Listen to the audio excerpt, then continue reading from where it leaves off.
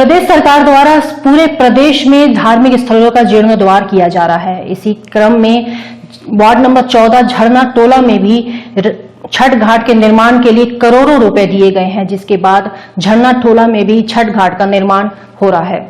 पूर्वांचल में quality education और excellent placement के लिए अनेकों राष्ट्रीय और अंतर्राष्ट्रीय पुरस्कारों से सम्मानित KIPM गीटा गोरखपुर।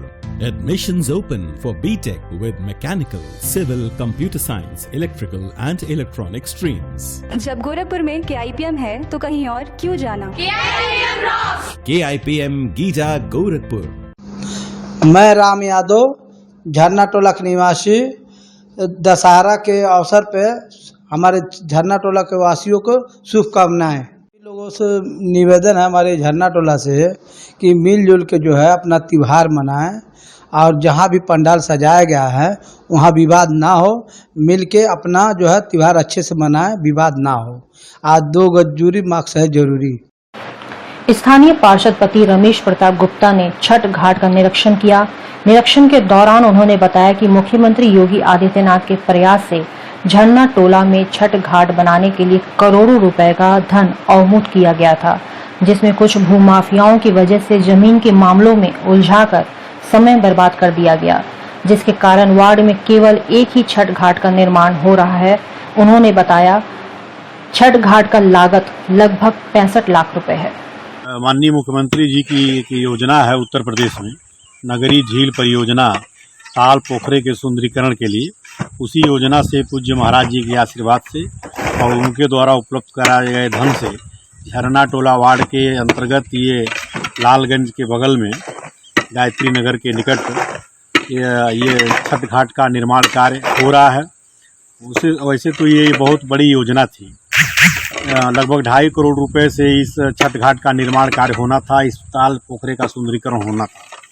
लेकिन चूंकि सरकारी बड़ी ज़मीनें यहाँ हैं नगर निगम गोरखपुर की, तो इसमें भूमाफियों की नज़र थी और उन लोगों को लग रहा था कि अगर ये छठ घाट का निर्माण कार्य हो जाएगा तो यहाँ जो कई एकड़ों में सरकार की ज़मीन है उस ज़मीन को बेच नहीं पाएंगे।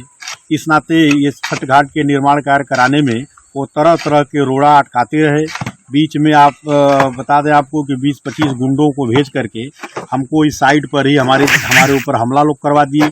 हमारे जान को खतरा हो गया था और बाद में इस कार्य को लोगों ने रुकवा भी दिया था गुंडई के बाद दौलत।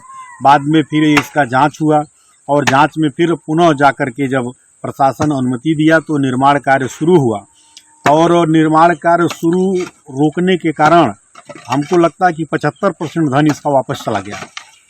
लगभग 2 करोड़ रुपए इसका वापस चला गया, क्योंकि इस छठ घाट को 6 महीने के अंदर ही खत्म कर देना था और 6 महीने तक इसको उन लोगों ने जान करके रोड़ा अटका दिया कि इस पर निर्माण कार्य न होने पाए, जिससे वो जो भी सरकारी ज़मीनें हैं रामगढ़ ताल को अपनी वो जागीर समझते हैं। वो समझते हैं जो ये सरकारी ज़मीनें हैं रामगढ़ ताल की जो ज़मीनें हैं ये सरकार की, ये ज़मीन उनकी जागीर है और इसको पाट कर करे बेचते रहेंगे।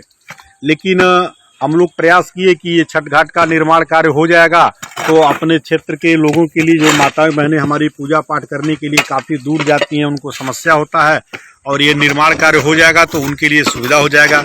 और इतना बढ़िया सुंदरीकरण का ये कार्य हो रहा था, हमारे बच्चों के जो क्षेत्र के हमारे बच्चे उन्हें खेलने कूदने के लिए झूला की इसमें व्यवस्था थी, लाइट की व्यवस्था थी, चारों तरफ से घूमने टहलने की व्यवस्था थी, लेकिन इसमें बाधा उत्पन्न करके ये सारे काम को इन लोगों ने रोकने का प्रयास किया। जो भी विकास का काम हमारे वहाँ हो रहा है, कुछ जो महाराज जी के आशीर्वाद से हम लोग प्रयास करके धन ला रहे हैं। वहाँ आकर के एक शाहपुर थाने का हिस्ट्री सीटर है, झरना टोला का निवासी है, जो भूमाफिया है वो हर काम में अड़ंगा अपना रहा है और हर काम को रोकने का प्रयास कर रहा है। तरह तरह का फर्जी आरोप लगा करके मेरे ऊपर तमाम लोगों को बुला करके तरह तरह से हथकंडा अपना करके बदनाम करने का प्रयास कर रहा है। लेकिन मैं उसको बता देना चाहता हूँ कि गलतफहमी में न रहे, विकास की कार्य है, विकास कार्य को रोकने